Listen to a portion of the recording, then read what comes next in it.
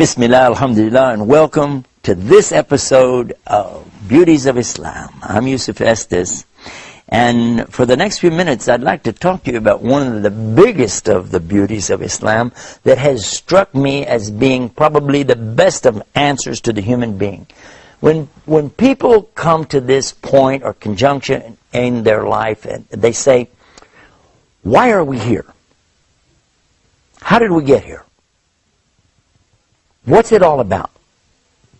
And what is the purpose of my life? And that's what we want to talk about on this episode of the Beauties of Islam.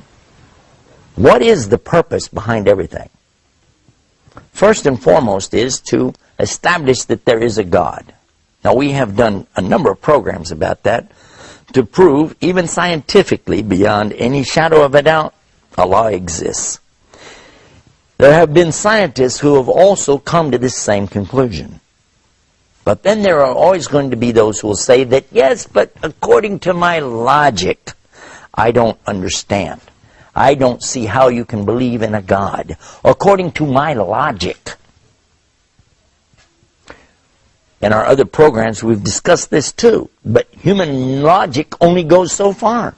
According to the human logic, just 500 years ago, most of Europe was convinced the earth was flat. They didn't know that the Quran had already said it was round 1400 years ago.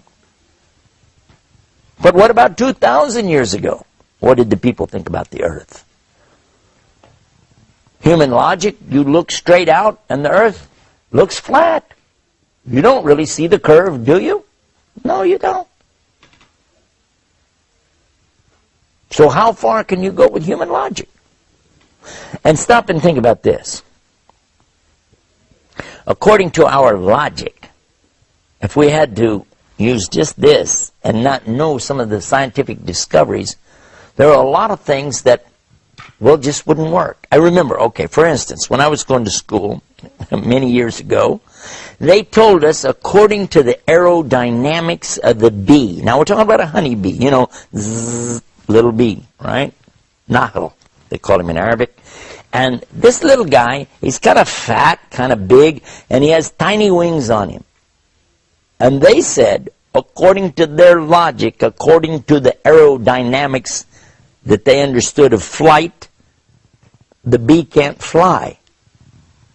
I said, the bee can't fly. I was a little boy. I was thinking, the bee can't fly according to your books, according to your teaching, according to your aerodynamic design. A bee can't fly. I said, it's a good thing the bee can't read, because if he read the book and found out he couldn't fly, he'd have to walk to all of the flowers. Human logic? Human logic is nothing more than a reflection of the current mode of thought of the day. People at the time of Plato and Socrates and the great thinkers of old also thought that they knew everything there was to know about everything.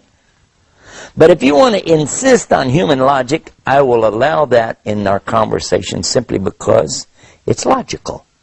And at the same time, I'm going to ask you a question. Who was it, in fact, in the very beginning that came out with this concept of logic anyway? Human logic, the brain, the way we rationalize things, the way we understand things came about from who? The very people I just mentioned. Socrates, Plato, those thinkers. And guess what? You want to accept that? Do you accept it? Yes, yeah, they came out. They were the great thinkers. They were the great theologians. Good. Did you know that each and every one of them came to the conclusion there is God? So you want to talk about that? Well, they said it. The people that you're thinking are so great, so brainy, so brilliant, according to their rules of testable evidence, God exists. Then what are you going to say now? So it wouldn't be logical now for you to deny that, would it? If you're going to say I use logic, well, logic says God exists. Now what are you going to say? I recall that there was an incident of a professor who insisted to his students, there's no God. He kept saying, there's no God, there's no God. And when they said, why? Because most of them, they believed. Some were Jewish, some were Christian, some were Muslims. He said, if I don't see it, if I don't hear it, if I can't feel it, if I can't taste it, if I can't smell it, it doesn't exist. And if it doesn't exist, I don't believe in it. It's as simple as that. One of the students tried to argue with him about it. He was saying, well, God is something beyond that. You have to have faith. You have to believe. And he said, why? Why should I believe? How? The boy said, well, I don't know, but we just have to believe. He said, sit down. Another boy stood up and he said, listen, as Muslims, you know, we believe, but we have proof at the same time. He said, proof? What proof do you have? He said, by knowing what God has done and what he's doing, we know he exists. He said, what? What are you talking about? He said, sir, can you see electricity? Well, no, but it still exists. Ah, true. Sir, he said, are you able to hear everything? He said, yes. He said, wait a minute. Aren't there sounds that some animals hear that we can't hear? Well, yes. Okay. Now there's two things. One, you can't see. One, you can't hear. But you still believe in it, don't you? Well, yeah, but I have evidence. I have scientific evidence. Okay. Now I ask you another thing. Sir, is there such a thing as heat? He said, of course. Everybody knows there's heat. And we measure it as BTUs, British Thermal Units.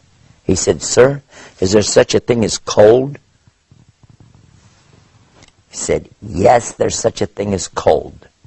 He said, sir, there's not such a thing as cold. There is no cold. What?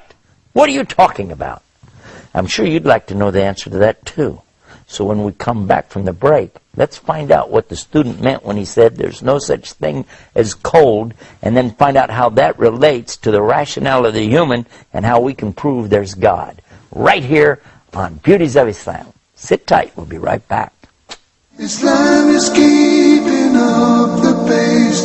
Islam is for every race. Bismillahir Rahmanir Rahim. ذلك الكتاب لا ريب فيه هدى للمتقين.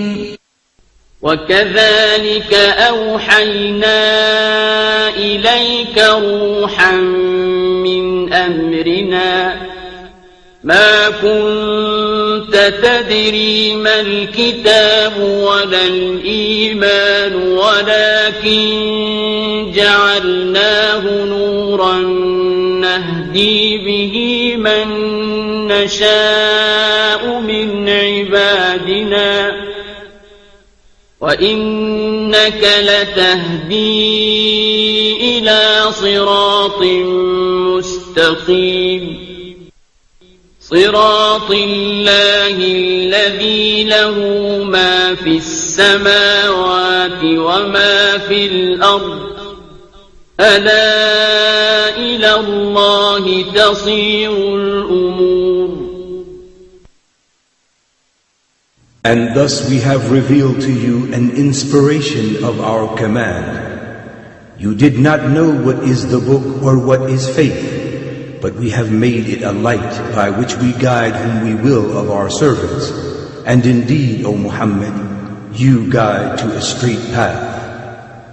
The path of Allah, to whom belongs whatever is in the heavens and whatever is on the earth. Unquestionably, to Allah all matters do return.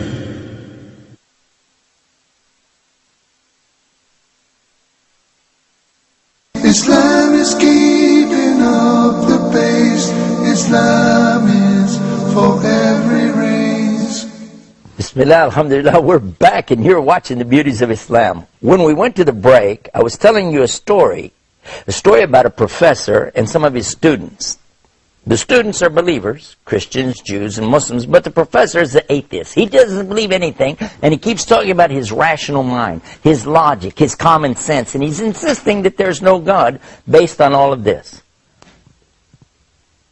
In the discussion, though, one of the Muslim students actually asked him to reconsider some of the things he's saying.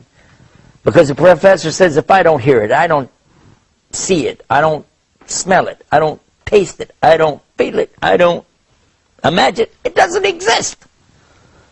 The student asked him, though, what about electricity? Do you see electricity? No. He said, but it exists. Well, yeah, you can see the effects of it. True. And what about sounds that animals hear that we don't hear? They're still there even though you don't hear them. Well, yeah. But then he asked him a question about heat. He said, yes, heat exists. We can feel heat. And he said, what about cold? He said, of course there's cold. He said, hold on. Actually, there's no such thing as cold. What? And that's when the professor started to get really crazy. He said, are you nuts? Of course there's cold. Don't you know what it is to be cold? You go outside and it's cold outside and you... He said, sir, that's a concept that we have of our feelings, of our skin temperature.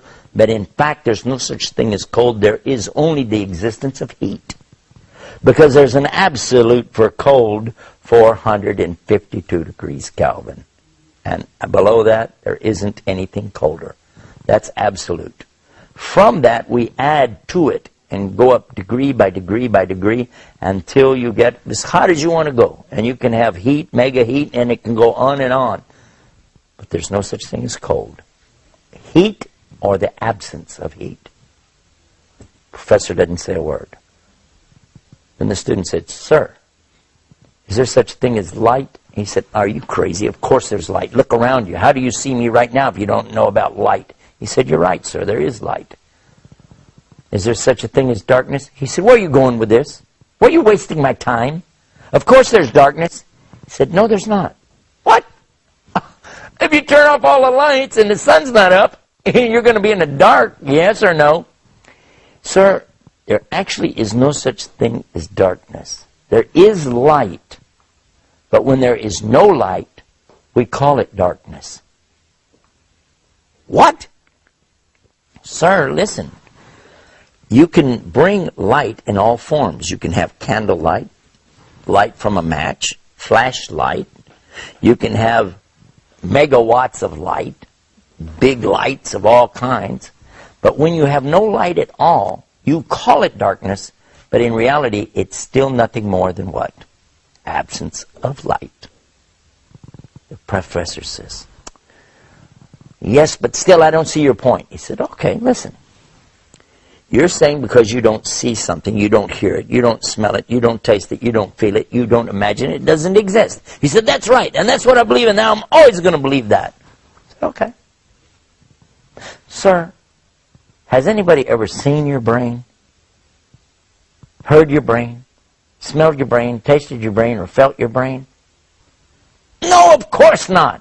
He said, then, sir, according to your own rules of testable evidence, you don't have a brain.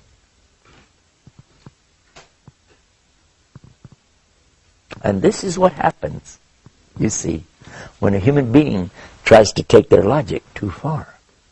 Because, in fact, it's only Allah who has all knowledge. And Allah gives us from that knowledge, and He takes away from that knowledge.